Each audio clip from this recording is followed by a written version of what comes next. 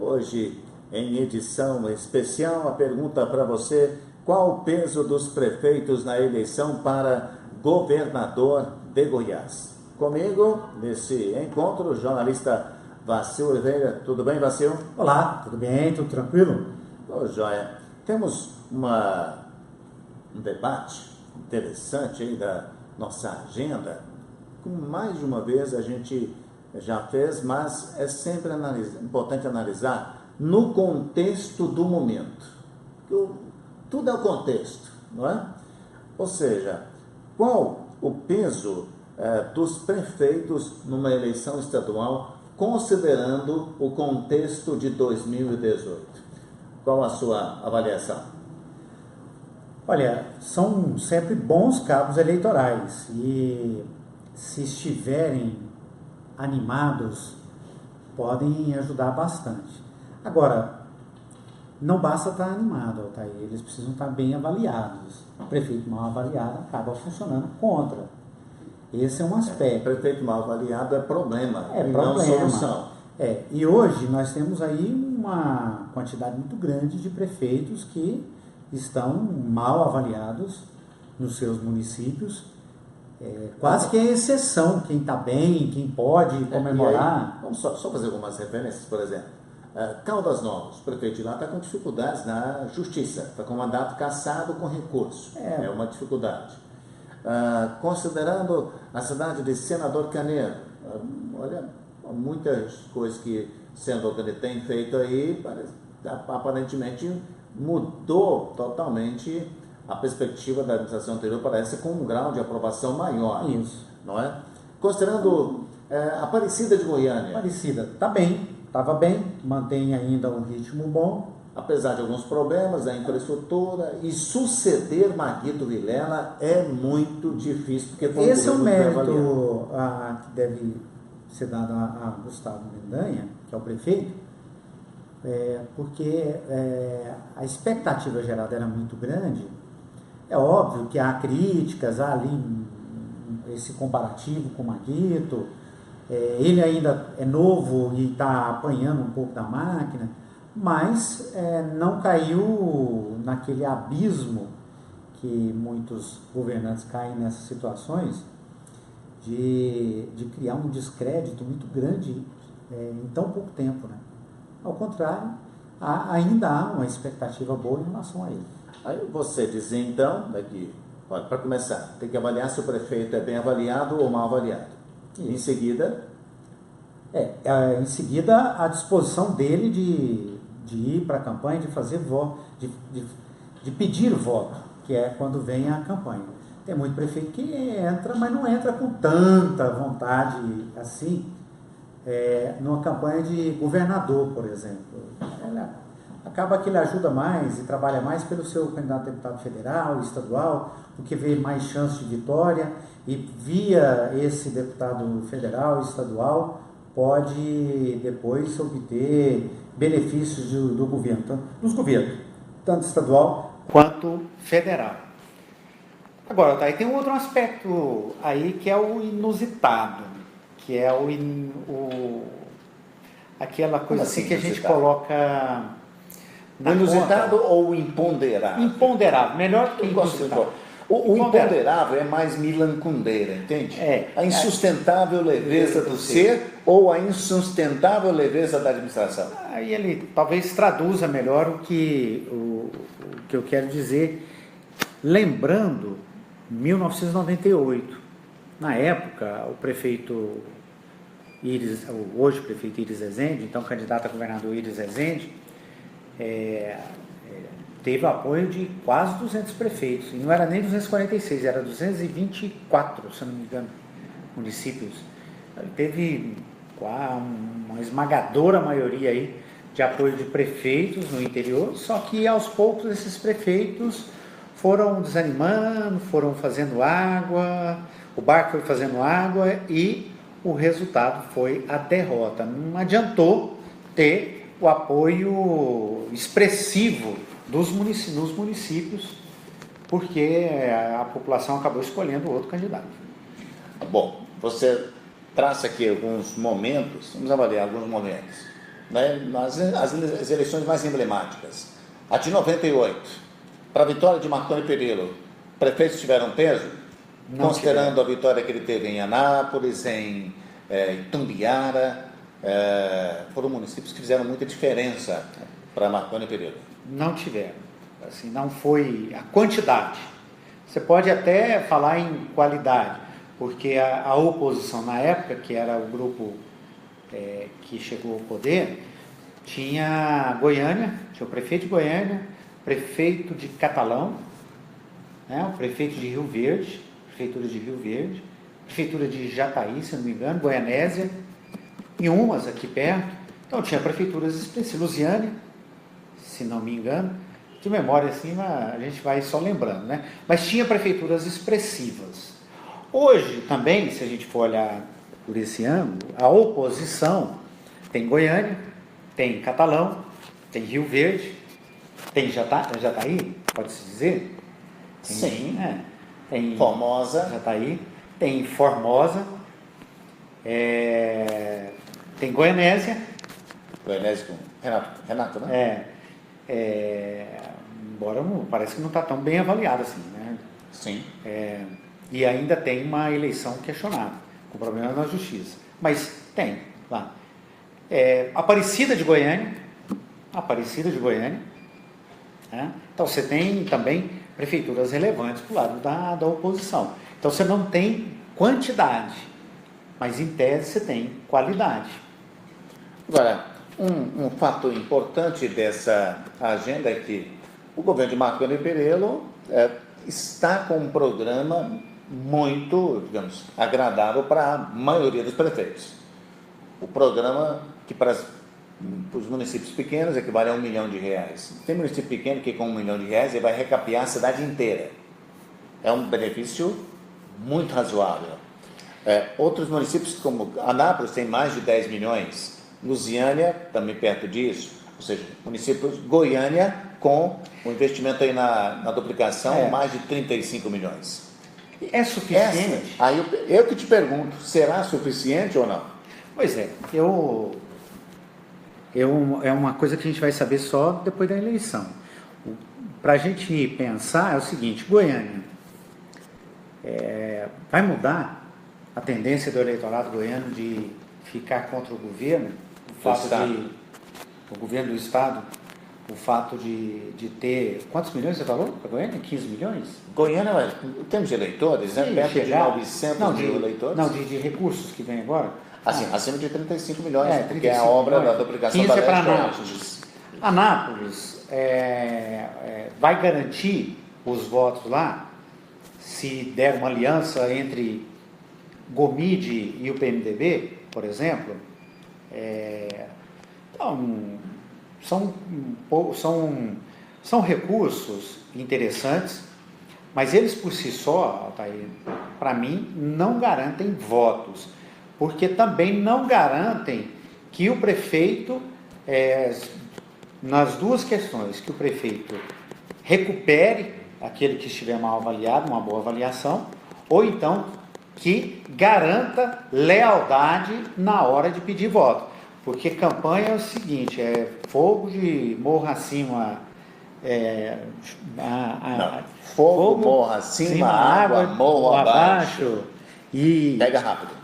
E tendência em eleição, para a gente fazer uma adaptação aqui do ditado, arrasta a multidão. Então, se o governo continuar mostrando força e perspectiva de vitória, beleza, ele segura os prefeitos dele e pode até entusiasmar. Mas se isso aí tiver um abalo, agora, vai embora. A oposição, principalmente Daniel Vilela, tem recursos do governo federal. Ações que estão, de certa forma, mexendo, né, com o ambiente eleitoral. Ronaldo Caiado, no máximo, emendas parlamentares. Porque a relação dele com o governo federal é ruim, né? É péssima. Então, aí a questão que eu coloco nesta eleição, então, José Eto, porque tem mais recursos para agradar os municípios, sai na frente nessa coisa de ter mais conquista do peso que os prefeitos podem oportunizar? O dinheiro chegando que é uma questão sempre que vai ser colocada, que alguns municípios receberam, mas nem todos ainda. Dinheiro chegando, sim. Esse dinheiro federal, ele é importante para candidatos a deputado federal, por exemplo. Aí ele tem um peso.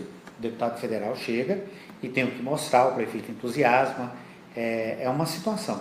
Mas numa campanha majoritária, Daniel chegar e falar, ajudei a levar, por exemplo, o material dele foi sempre trabalhando, não só ele, outros deputados federais também, a ideia de que da candidatura da implantação da Universidade Federal em Catalão. Sim. E também lá em Jataí, né? Ele é um discurso nacional, esse discurso?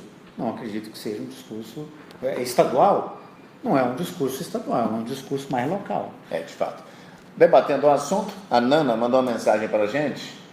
Ela está perguntando, e na verdade é quase uma provocação. Sim, o que importa é o peso dos prefeitos ou o preço dos prefeitos?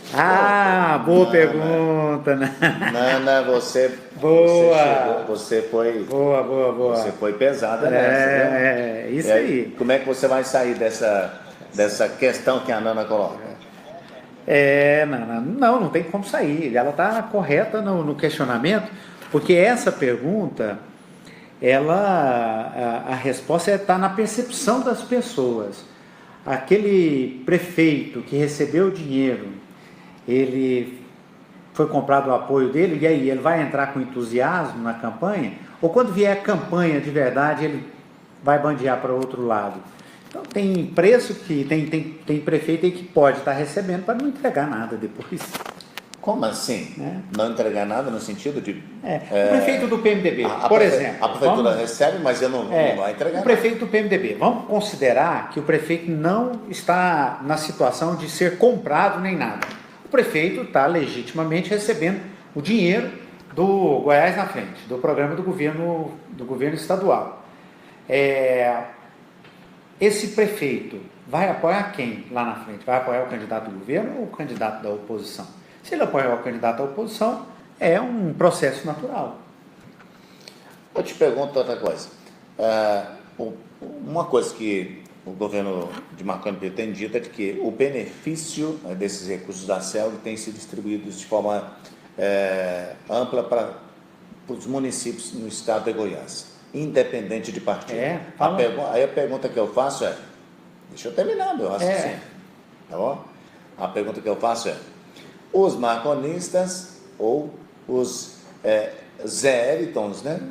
Os partidários Zé podem chegar no município de oposição e dizer, aqui, independente do município e da oposição do prefeito, nós estamos trazendo benefício. Pois é. Será que vale a pena chegar lá e falar, o recurso da CELG está vindo aqui?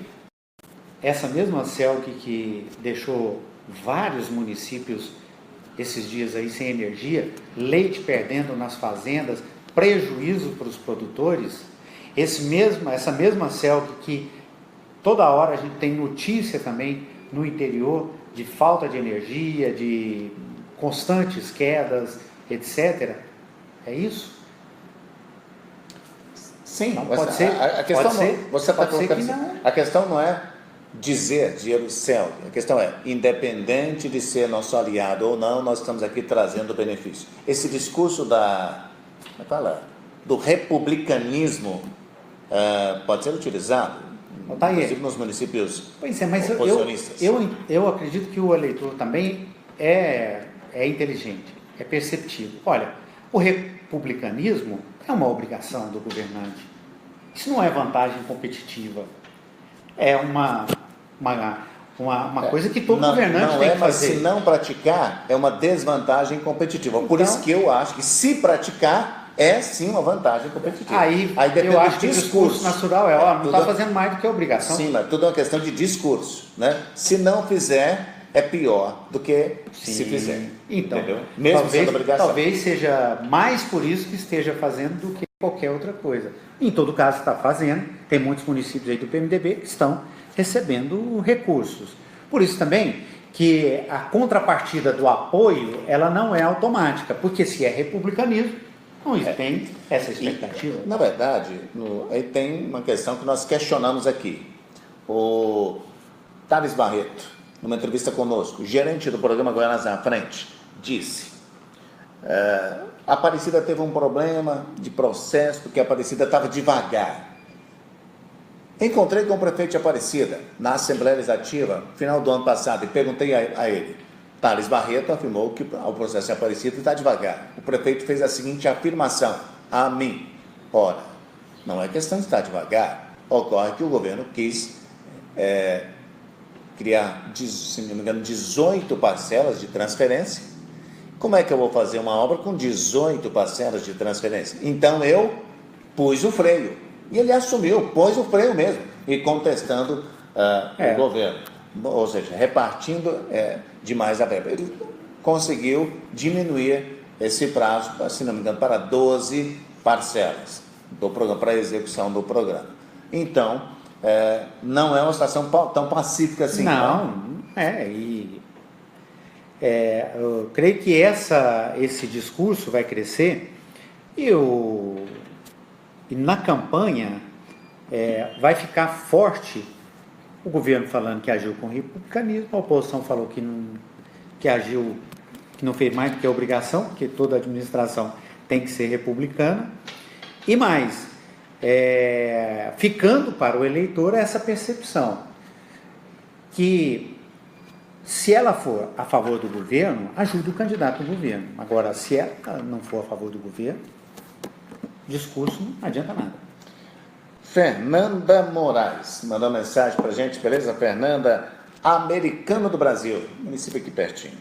A prefeita também não está tendo moral para ajudar a campanha eleitoral de governador nenhum. Ela exatamente trata do que você abordou agora há pouco, que olha, o peso do prefeito depende da avaliação que ele tem junto à comunidade. E aí, o peso pode ser a favor ou o peso pode ser contrário. Tem prefeito aí que, para ajudar o candidato dele, a melhor coisa que vai fazer é ir para a roça. Pode nem ficar na prefeitura. Ir para a roça. Sumir. Esconder, sumir. Vazar no braquiária. Ao parecer. Mas aí, né, em cada cidade aparece uma estratégia, então. Sim, e tem ainda um prazo aí de 8, 10 meses para o prefeito que está mal recuperar a sua imagem junto à população, ou então até para o prefeito que está bem perder espaço na avaliação da população. Esses próximos meses aí vão ser decisivos. O que parece claro o governo estadual vai continuar investindo, vai continuar mandando dinheiro para os municípios ou trabalhando essa ideia de dinheiro indo para os municípios, e o governo federal também. Por falar em recursos para os municípios, o presidente Michel Temer divulgou aí um áudio, um conteúdo regionalizado. Olha como o Temer está ficando inteligente, utilizando a mesma estratégia que Luiz Inácio Lula da Silva, com a regionalização da comunicação. Exatamente. Que Lula inaugurou essa iniciativa, visitou o país, dando entrevistas para meios de informação regionais e tal. O presidente mandou uma mensagem: estamos fazendo grandes obras para os cidadãos do Centro-Oeste. Estamos fazendo os corredores em Anápolis. Aí citou investindo na BR-163. Eu parei comigo e pensei, ele vai falar alguma coisa sobre a BR-153. Não falou. Pensei comigo, ele vai falar alguma coisa sobre o BRT de Goiânia. Não falou. Não falou. Aí, outras informações sobre investimentos em saneamento, que nós estamos precisando. O Linhão, a ligação do Linhão entre a Barra de João Leite, Aparecida de Goiânia, e com abastecimento da Senador Canedo e outras partes de Goiânia. Quase 180 milhões de reais. É isso mesmo, não é, Samuel Traiotto? Está conectado conosco aqui? O Linhão é uma das obras mais importantes do estado de Goiás em termos de investimento. Quem veio aqui? Baldi assinou o contrato, não foi? Recentemente. O presidente não falou. Aí pensei comigo, o presidente está querendo dizer que tem importância para os estados, mas esqueceu Esqueceu as obras mais importantes. Que interferência vai fazer aqui a imagem de, na boa parte do eleitorado, o presidente fala da BR-163 e do corredor de transporte coletivo de Anápolis. Não importa para Anápolis, mas o restante. A BR-153 é a obra federal mais importante que nós temos hoje, a duplicação da BR. A não ser que isso venha em doses homeopáticas. Pode ter uma nova dose por aí, né? Pode vir uma nova dose. Mas a primeira dose foi fraca. Foi. Sônia Sequeira, obrigado a você pela audiência, também está dizendo, olha, escolher governador é o seguinte, todos têm que saber escolher o candidato menos corrupto. Pergunta, será que tem? Pois é, nessa perspectiva é uma tristeza, né? Você considera que todos são corruptos, você escolhe o menos pior e não o melhor. Infelizmente, ela tem muita razão para poder, a situação do país leva a esse tipo de raciocínio. Eu prefiro evitar esse tipo de raciocínio porque é muito triste, né? Então, eu já disse para você mais uma vez que a decisão do eleitor, boa parte dos eleitores pensam assim, ela é muito simples. Ou confia num candidato, ou confia no outro, ou confia naquele. Confiar. Mas confiar como? Ora, confiar no que ele diz, confiar no que ele mostra, confiar no que ele representa, confiar no que ele tem de apoios, confiar ou não. E até olhar para a cara do candidato, até o jeito de ele falar influencia. Porque o cidadão percebe se o indivíduo está dizendo com segurança, com honestidade, se ele está dizendo com franqueza. O candidato pode ser muito importante, ter muito apoio, ter muito recurso, mas na hora que ele fala, ele não fala com franqueza. O eleitor desconfia. Claro. Então, Sônia, daqui a um tempo, você vai acompanhar, espero que você acompanhe, né? Ela vai acompanhar a gente aqui por muitos dias. Aí, vai me dizendo daqui a pouco se você está enxergando franqueza e confiança nos candidatos que nós estamos mostrando aqui. E uma coisa que a gente fala aqui, e eu acho que muitos vão ouvir a gente falar bastante ainda sobre esse tema, é uma coisa assim de percepção, chama percepção do eleitor. Eu ia escrever aqui, não precisa escrever. Não. Percepção. Mas isso é uma forma de não responder, às vezes, a pergunta seguinte, mas isso daí interfere ou não no voto? A percepção do eleitor, ela é muito complicada. Essa coisa de corrupção, por exemplo. Ele é muito corrupto. Isso interfere na eleição? Gostaria que interferisse mais do que a história mostra que interfere. Porque a história mostra que interfere pouco. Prefeito, você que é do interior, a quantidade de prefeito, de história de prefeito que desviou recursos, acusado, denunciado e tal, que continua ganhando eleição em detrimento de outros que nem são prefeitos ou de outras pessoas que não têm o mesmo histórico de corrupção ou de acusações. Isso mostra como a corrupção, na percepção das pessoas, não interfere tanto assim no voto.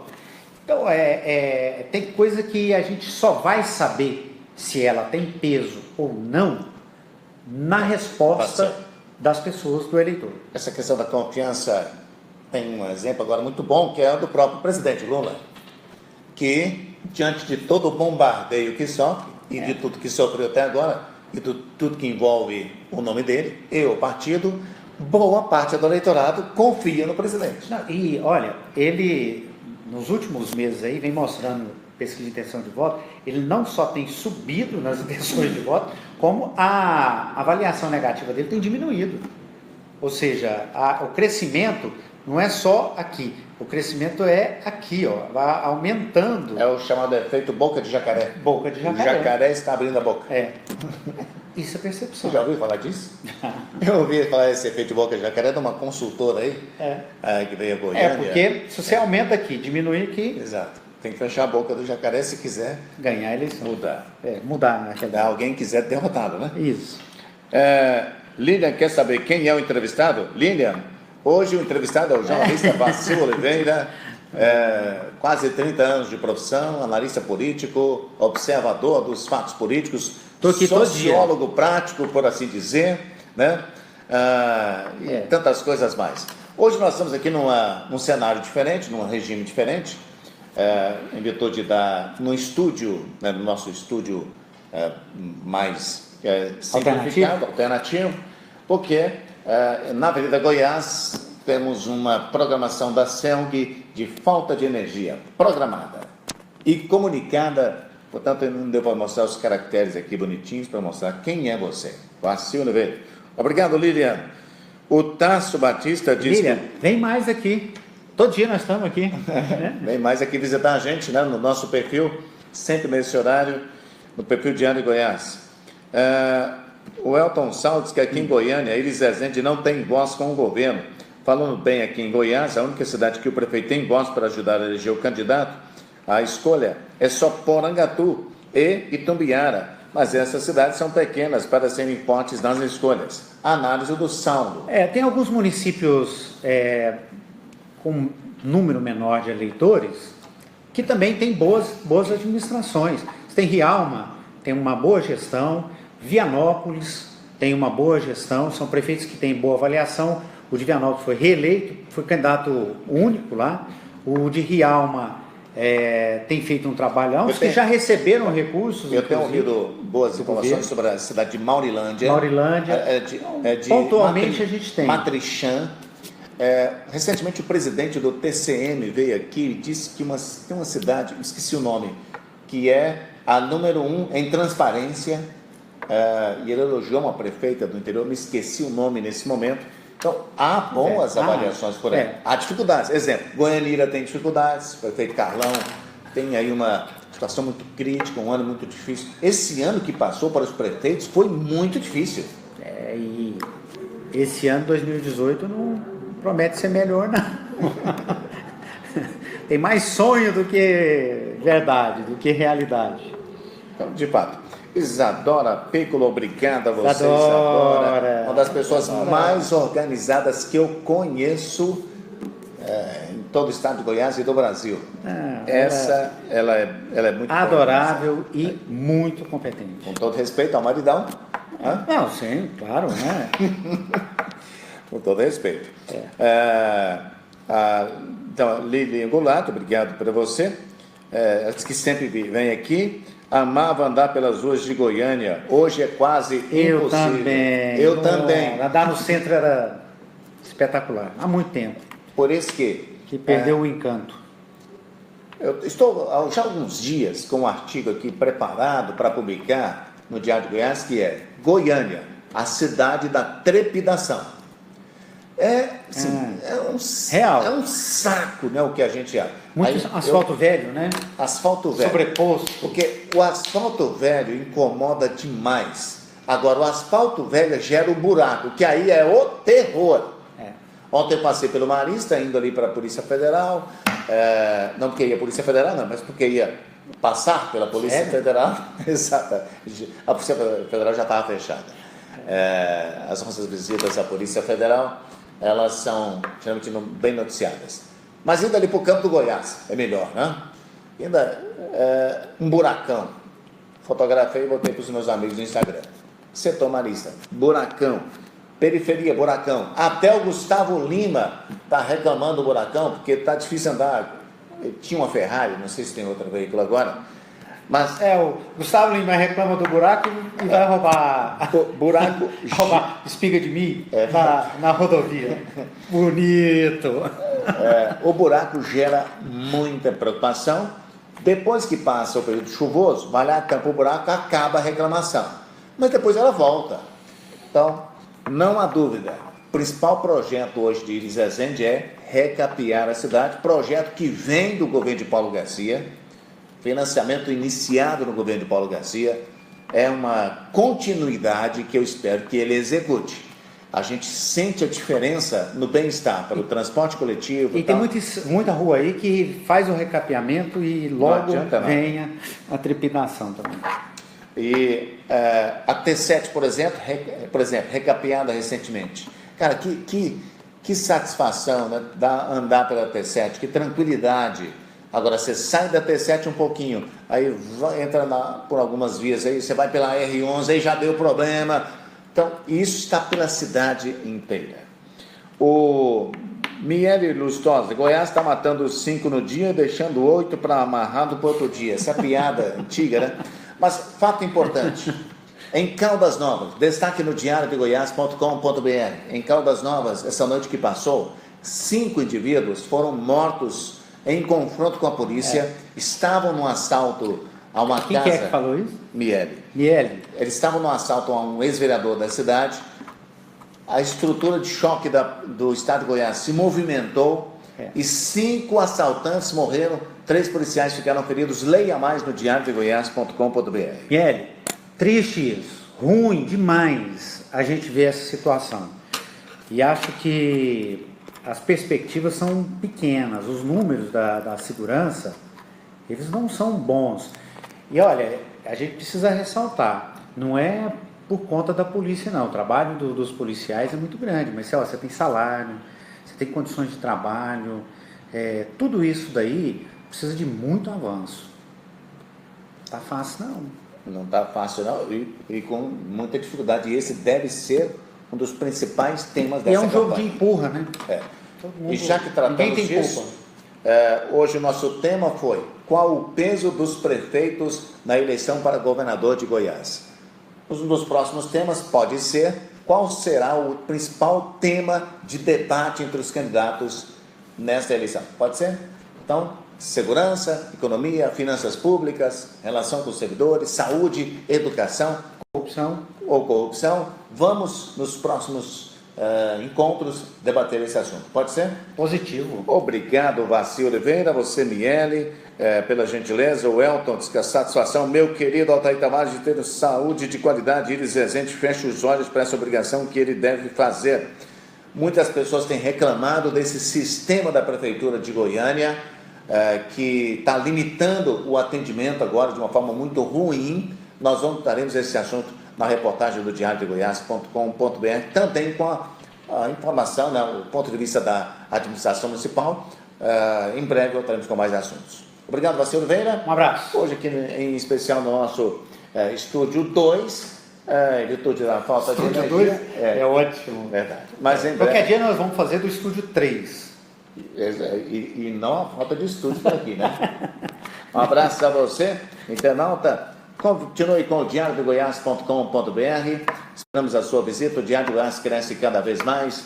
Em 2017, alcançou 4.300.000 computadores diferentes, leitores diferentes, entraram no Diário de Goiás. Para cima e avante. Para cima e avante. Obrigado, Lilian Goulart. Obrigado, Sônia Cerqueira, pela gentileza. Até breve. O Diário de Goiás cresce sem parar. 2012, 119.000 leitores, o equivalente à população de Trindade.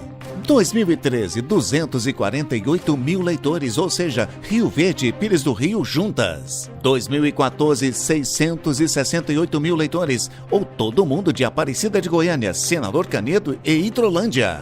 2015, mais de 1.700.000 leitores, o que dá Goiânia e Anápolis juntas. 2016, mais de 3 milhões de leitores, é toda a população de Brasília. Em 2017, crescimento de 42%, são 4.230.000 leitores.